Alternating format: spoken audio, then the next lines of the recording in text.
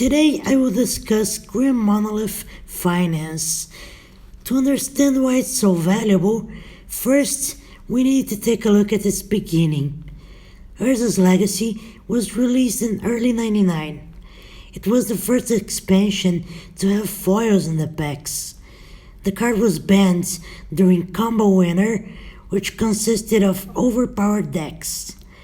It is part of the reserved list, and that alone is enough to grant it some lasting value.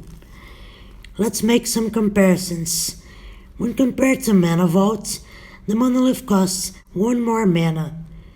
The Vault can only be untapped during upkeep, keeping in mind that it doesn't untap during that phase, and then if it is tapped, it deals 1 damage to the controller. The Grim one is better. A better comparison is to the Basalt Monolith. Grim costs 1 less to cast, you can tap it for more mana than it costs, etc. You can combo it with Voltaic Key. Because of all of this, the Monolith is played in Legacy, Commander, and even in the Urza's block format, where it's not banned. It's time to talk numbers. Grim was a $20 card in 2014. It maintained its value for years, until it spiked a few times and reached the current price of about $450. Since the market is bound for a decline any time now, I can only guess if this will trigger another spike. Monolith spiked earlier this year along with everything else.